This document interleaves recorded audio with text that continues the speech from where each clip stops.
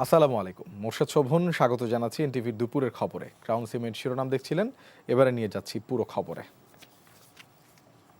প্রধানমন্ত্রী তারেক রহমান বলেছেন, ন্যায় বিচার পাওয়া কারো দয়া নয়, বরং তা জনগণের অধিকার। বলেন, আদালত হয়রানির জায়গা নয়, ন্যায় বিচার প্রাপ্তির নিরাপদ স্থান। তাই আদালতে গিয়ে কোনো নিরপরাধ ব্যক্তি যাতে হয়রানির শিকার না হন, সেজন্য সংশ্লিষ্টদের সতর্ক থাকার আহ্বান জানান সরকার প্রধান। দুপুরে বগুড়া জেলা আইনজীবী সমিতির নবনির্বাচিত ভবন উদ্বোধন ও 10 জেলায় বেইল বন্ড কার্যক্রমের উদ্বোধন করে এসব কথা বলেন প্রধানমন্ত্রী। বিস্তারিত হাসান মাহমুদের রিপোর্টে, ক্যামেরায় ছিলেন রনি রায়হান।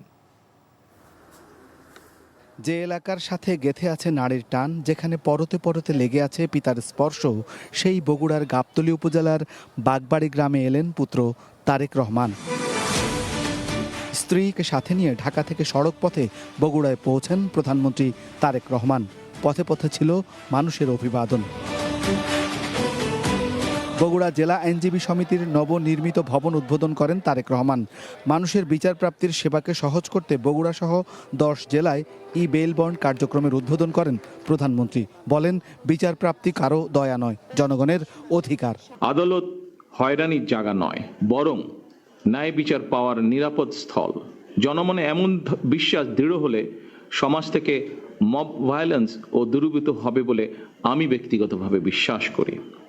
এই জন্য বর্তমান সরকার ন্যায় এবং আস্থার জায়গা হিসাবে বিচার বিভাগকে প্রতিষ্ঠিত করতে কাজ করছে।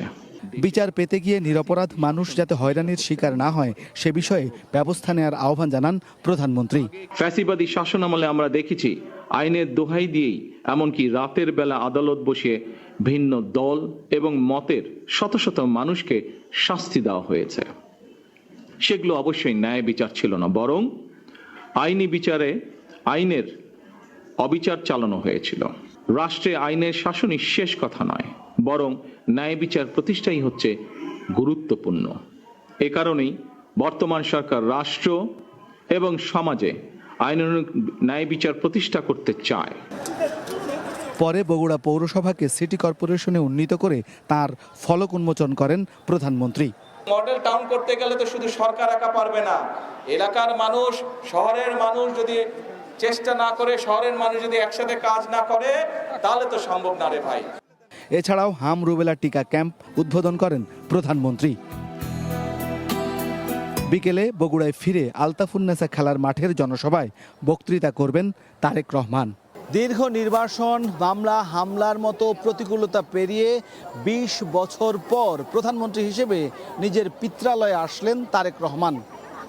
এখানকার মানুষের তাই তাকে ঘিরে যেমন আগ্রহ রয়েছে, তেমনি তারেক রহমানও বললেন, শুধু এই অঞ্চলের মানুষ নয়, পুরো বাংলাদেশের মানুষের জন্য তিনি একটি নিরাপদ বাংলাদেশ উপহার দিতে চান এবং তার সরকার সে লক্ষ্যেই কাজ করে যাচ্ছে। Hasan Mahmud, NTV news, Bagbari, Bogura. দর্শক, এই মুহূর্তে বগুড়ার গাবতলী উপজেলার বাগবাড়িতে শহীদ জিয়া ডিগ্রি কলেজ মাঠে আয়োজিত ফ্যামিলি কার্ড প্রদান করবেন প্রধানমন্ত্রী। সেখানে আছেন আমাদের স্পেশাল করেসপন্ডেন্ট হাসান মাহমুদ। সরাসরি যুক্ত হচ্ছি তার সাথে। হাসান, এখন প্রধানমন্ত্রীর কি কি কর্মসূচি রয়েছে এবং দীর্ঘ 20 বছর পর তার পিতৃভূমিতে তিনি পা দিয়েছেন, নিশ্চয়ই বিষয়টি খুব আবেগের। সেই সাথে আজকে প্রধানমন্ত্রী বিভিন্ন কার্যক্রমের উদ্বোধন করেছেন, আর কি কি কর্মসূচি রয়েছে আজকে দিনের? ঠিক, আসলে এই মুহূর্তে প্রধানমন্ত্রী তারেক রহমান কিন্তু এই মঞ্চে, অর্থাৎ এই ডিগ্রি কলেজ মাঠে, শহীদ জিয়া ডিগ্রি কলেজ মাঠে, বাগবাড়ি ডিগ্রি কলেজ মাঠে এসে উপস্থিত হয়েছেন।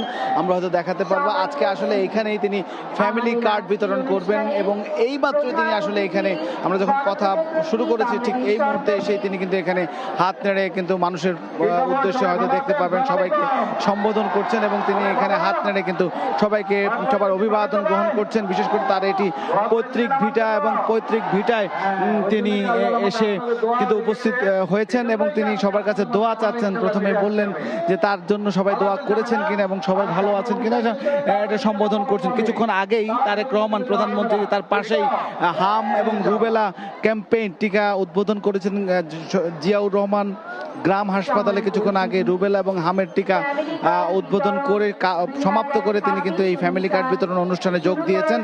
সেই সকাল থেকেই কিন্তু তিনি বিভিন্ন কর্মসূচির মধ্য দিয়ে কিন্তু এই বগুড়া বগুড়ায় কিন্তু অবস্থান করছেন।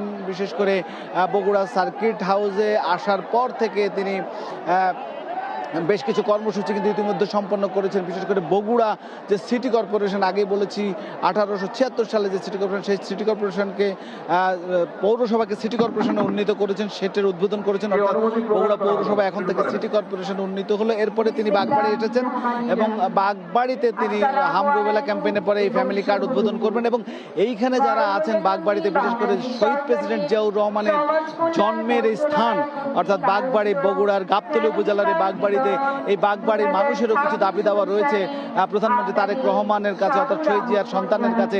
এই বাগবাড়িকে তারা উপজেলা হিসেবে দেখতে চান এবং এখানে একটি সরকারি মেডিকেল হাসপাতাল চান। এরকম অনেকগুলো দাবি কিন্তু তারা আমাদেরকে বলছিলেন যে এই দাবিগুলোর প্লে কার্ড নিয়ে তারা এখানে উপস্থিত হয়েছেন এবং তারা সেই দাবিগুলো তারেক রহমানের দৃষ্টি আকর্ষণ করছেন প্রধানমন্ত্রীর। এবং এইখানে কিছুক্ষণ ফ্যামিলি কার্ড বিতরণের পর নসিপুর ইউনিয়নের পাশেই একটি খাল খনন করবেন, চৌকিরদহ খাল। এরপরে তিনি তার বাড়িতে, অর্থাৎ শহীদ জিয়ার যে বাড়ি, স্মৃতিঘেরা স্পর্শ লেগে থাকা যে বাড়ি, সে বাড়িতে বিশ্রাম করবেন। তারপরে আবার সেখানে ঘন্টাখানেক বিশ্রাম করে সেখানকার মানুষের সাথে, বাড়ির অতিথিদের সাথে কিংবা পাশের আত্মীয়দের সাথে, পরিজনদের সাথে কথা বলে তিনি আবার ফিরে যাবেন হচ্ছে বগুড়ায়। সেখানে বিকেলে একটি জনসভায় যোগ দেবেন। দর্শক, আমরা জানছিলাম প্রধানমন্ত্রী তারেক রহমানের বগুড়া সফরের খবরাখবর। দেশে ভোক্তা পর্যায়ে জ্বালানি তেলের দাম বাড়ানোর পর সরবরাহ বৃদ্ধির কথা বলা হলেও গ্রাহক ভোগান্তি কমেনি রাজধানীর ঢাকার বিভিন্ন ফিলিং স্টেশনে। পেট্রোল পাম্পগুলোতে আগের মতোই দেখা গেছে দীর্ঘ লাইন। দাম বাড়ালেও পর্যাপ্ত তেল না পাওয়ায় মিশ্র প্রতিক্রিয়া দেখিয়েছেন ভোক্তারা। রিপোর্ট করেছেন ফাহাদ মোহাম্মদ। তেলের দাম বেড়েছে ঠিকই, কিন্তু ভোগান্তি কমেনি ভোক্তাদের। রাজধানীর বিভিন্ন ফিলিং স্টেশনে গাড়ি ও বাইকের তেলের জন্য এখনও লম্বা লাইনে অপেক্ষা করতে হচ্ছে ঘন্টার পর ঘন্টা। 4-5 ঘন্টা লাইনে দাঁড়ানোর পরেও যদি আমি ট্যাঙ্কে একটা ফুল না করতে পারলাম, আমার তো হচ্ছে যে প্রতি সপ্তাহে এসে দাঁড়ানো সম্ভব না। রাত পর্যন্ত 2টা দাঁড়াইছি, সারা তো জাগ নাই, রাত্রে তারা ঘুমাইতে পারি নাই। রাত 3টার সময় দাঁড়াইছি ভাই, দাঁড়িয়ে তো আমরা দেখা গেল ঘুমডুম পারতে পারি না, এখনো পর্যন্ত তেল পাই না। আবার দেয় 10টা তেল নিয়ে আবার কালকে নাহলে পরশুদিন আবার আসতে হবে। ঠিকমতো তেল না পাওয়ার ভোগান্তির সাথে নতুন চিন্তার ভাঁজ তেলের মূল্য বৃদ্ধি। রাইড শেয়ার করে জীবিকা নির্বাহ করা চালকদের চোখে মুখে তাই হতাশার ছাপ। তেলের দাম বাড়েছে, তারপরে সিরিয়াল তেল লাভটা কি, তেলের দাম বাড়ায় লাভটা কি? উল্টা যে ঢুকতেছে যে ভিআইপি লাইন, এদের কারণে আমাদের লেট হচ্ছে। তারা চাকরি করে সরকারি, আমরা চাকরি করি না, আমরাও তো প্রাইভেট জব করি। আর এখন বাজে কয়টা? 10:30 বেজে গেছে, প্রায় 4 ঘন্টা 4.5 ঘন্টা দাঁড়িয়ে আছি, এখনো তেল পাইনি। ফিলিং স্টেশনের কর্মকর্তারা বলছে যতটুকু তেল পাওয়া যাচ্ছে তাই গ্রাহকদের দেওয়া হচ্ছে। পাম্পে তেলের সরবরাহ বাড়লে গ্রাহকদের ভোগান্তি কমে আসবে। তেলের লাইনে সিরিয়াল মোটামুটি অনেক।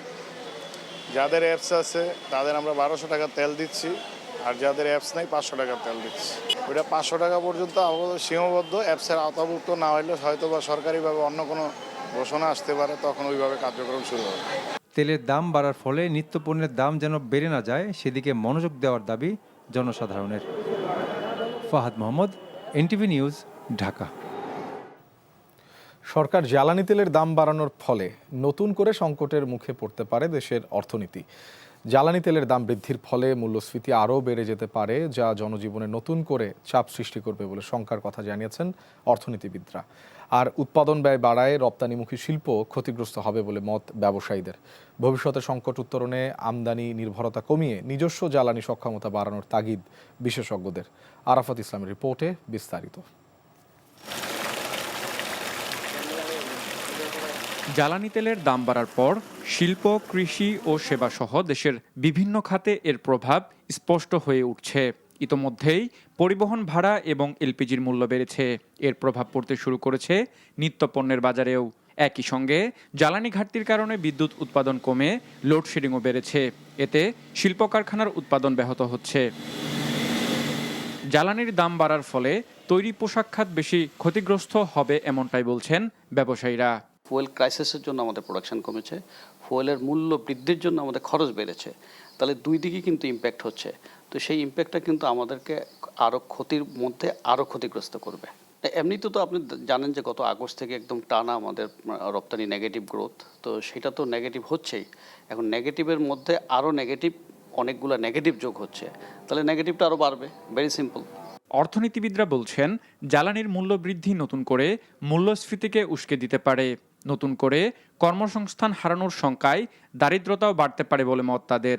মূল্যস্ফীতি গত কয়েক বছরে ক্রমান্বয়ে এটা উপরের স্তরে আছে, আমরা দেখি যে মূল্য স্তর উপরের স্তরে আছে। এরকম একটা অবস্থায় এই মূল্যবৃদ্ধির চাপটা সাধারণ জনগণের উপর, বিশেষ করে যারা স্থির আয়ের মানুষ আছেন, প্রান্তিক মানুষ আছেন, তাদের উপরে পড়বে।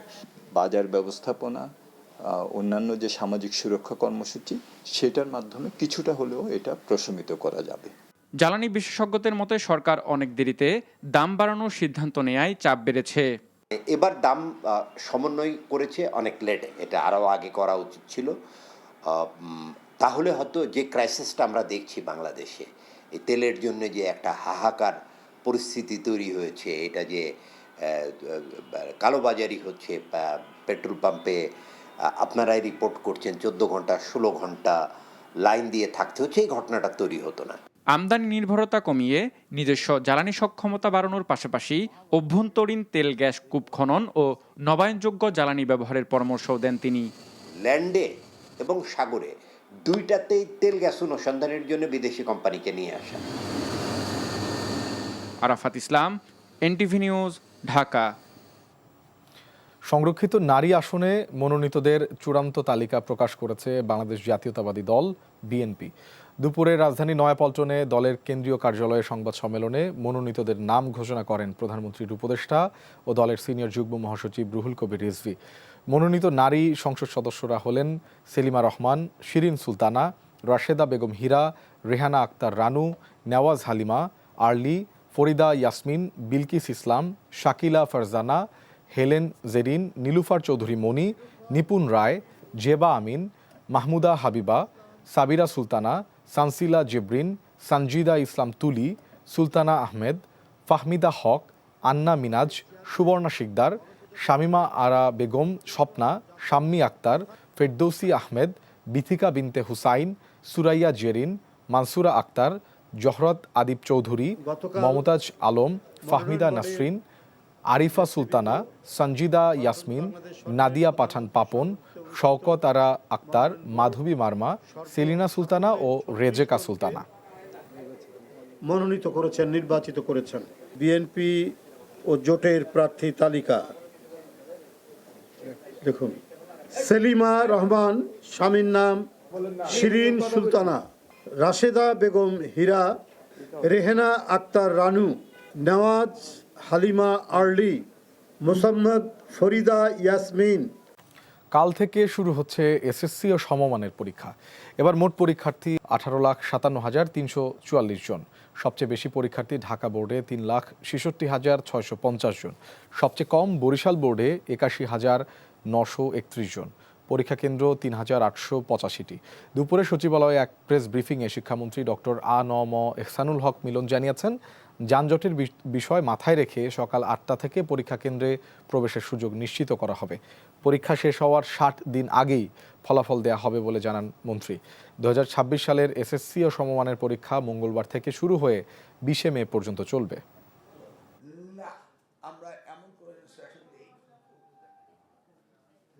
পরীক্ষা কেন্দ্রগুলো সকাল 8টা থেকেই পরীক্ষার্থীদের প্রবেশ করার সুযোগ সৃষ্টি করে দেয়।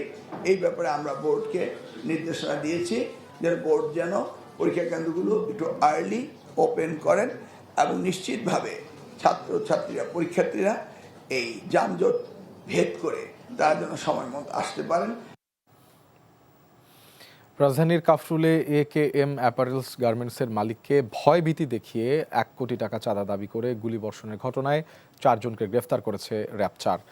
সকালে রাজধানীর মিরপুর র্যাব 4-এর কার্যালয়ে আয়োজিত সংবাদ সম্মেলনে এ তথ্য জানান র্যাবের সিনিয়র সহকারী পরিচালক KN রায় নিয়তি। তিনি জানান, গ্রেফতারকৃত আসামিরা হলেন কাফরুল সহ আশপাশের এলাকায় চাঁদাবাজি, মাদক, আধিপত্য বিস্তার সহ নানা অপরাধমূলক কর্মকাণ্ডের সাথে জড়িত। AKM অ্যাপারেলস গার্মেন্টসটি একটু অনুন্নত এলাকায় হওয়ায় এবং যাতায়াতের রাস্তা খারাপ থাকার কারণে চাঁদাবাজির জন্য আসামিরা গার্মেন্টসটিকে টার্গেট করে বলে জানায় র্যাব। আসামিদের কাছ থেকে ব্যবহৃত 4টি মোবাইল উদ্ধার করা হয়েছে। তাদের বিরুদ্ধে আইনগত ব্যবস্থা নেওয়া হয়েছে বলেও জানায় র্যাব। মার্কেন্টাইল ব্যাংক অর্থনীতির খবর। দেশের বাজারে আরও এক দফা বেড়েছে স্বর্ণের দাম। সবশেষ সমন্বয় অনুযায়ী সোমবার ভালো মানের বা 22 ক্যারেটের 1 ভরি স্বর্ণের দাম পড়েছে 2,50,193 টাকা। গেল বুধবার বাংলাদেশ জুয়েলার্স অ্যাসোসিয়েশন বাজুস এক বিজ্ঞপ্তিতে এ মূল্যবৃদ্ধির ঘোষণা দেয়। সিদ্ধান্ত অনুযায়ী দেশের বাজারে প্রতি ভরি 22 ক্যারেটের স্বর্ণের দাম পড়েছে 2,50,193 টাকা। এছাড়া 21 ক্যারেটের প্রতি ভরি 2,38,820 টাকা, 18 ক্যারেটের প্রতি ভরি 2,04,703 টাকা এবং সনাতন পদ্ধতির প্রতি ভরি স্বর্ণ 1,66,737 টাকায় বেচাকেনা হচ্ছে। দর্শক, এবারে বাংলাদেশ নিউজিল্যান্ড সিরিজের খবর জানাতে মিরপুর স্টেডিয়ামে যাচ্ছি। সেখানে আছেন আমাদের স্টাফ করেসপন্ডেন্ট নিলয় মজুমদার। সরাসরি যাচ্ছি তার কাছে। নিলয়, মিরপুর স্টেডিয়ামে বাংলাদেশ নিউজিল্যান্ড খেলা, নিউজিল্যান্ড ব্যাট করছে। ব্যাটিং দেখে আসলে কি মনে হচ্ছে, স্কোর কেমন হতে পারে?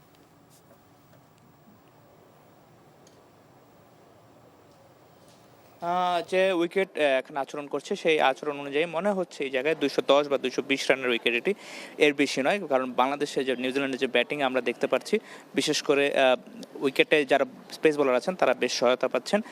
বিশেষ নাহিদ রানা 3 উইকেট নিয়েছেন, শরীফুল 1 উইকেট নিয়েছেন, সৌম্য ফিরে এসে দলে ফিরে এসে 1 উইকেট নিয়েছেন। তো যেই আচরণ আমরা দেখতে পাচ্ছি, একটা স্পোর্টিং উইকেটই এখন পর্যন্ত। নিক কেলি যতক্ষণ পর্যন্ত ছিলেন খুব দারুণ ব্যাটিং করছিলেন। নিক কেলি 30 রান করে আউট হয়েছেন এবং এটা তার আন্তর্জাতিক ক্যারিয়ারের প্রথম 50ও ওয়ানডে ক্যারিয়ারে। তো যেহেতু ব্যাটিংয়ে এবং বোলিংয়ে একটা ভারসাম্য আছে, এখন পর্যন্ত মনে হচ্ছে মিরপুর একটি স্বাভাবিক ওয়ানডে উইকেট যেরকম আচরণ করে সেই আচরণে আমরা দেখতে পাচ্ছি।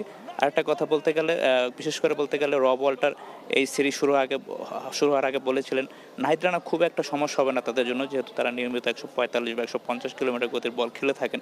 কিন্তু আজ সেই নাহিদ রানাই পার্থক্য করে দিয়েছেন।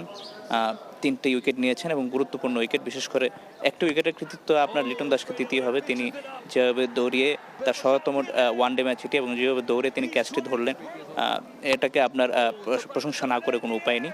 তো এখন পর্যন্ত আমরা যে পরিস্থিতি দেখতে পাচ্ছি, বাংলাদেশ যদি 220 রানের টার্গেট পায় সেই হিসাবে খুব ভালোভাবে চেস করার কথা, যেহেতু আমাদের ব্যাটিংয়ের শক্তি বাড়ানো হয়েছে। আর বিশেষ করে এই ম্যাচের ফলাফল কি হতে পারে এটা মূলত নির্ভর করছে ব্যাটসম্যানদের উপরে।